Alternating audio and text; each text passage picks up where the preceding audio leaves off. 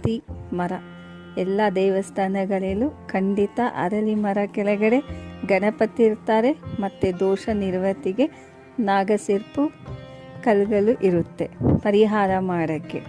ತುಂಬ ವಸಿಯಮ್ಮ ಅಂತ ಮರ.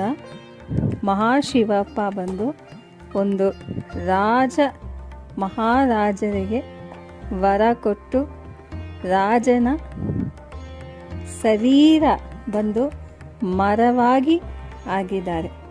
ಅದು ಏನು ಕತೆ ಅಂದರೆ, ಅರಳಿ ಮರ ಮಹಾವಸ್ಯ ಮರ.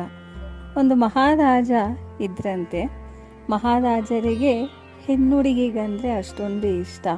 ಯಾವುದೇ ಹೆಣ್ಣುಡುಗಿ ಬಂದ್ರೂ ಅವ್ರು ಬಿಡ್ತಲ್ವಂತೆ. ಇದೇ ರೀತಿ ಹೋಗ್ತಾ ಇತ್ತು. ಒಂದು ದಿವಸ ಮಹಾರಾಜರಿಗೆ ಒಂದು ದೊಡ್ಡ ಕಾಯಿಲೆ ಬಂತು. ಕಾಯಿಲೆ ವಾಸಿ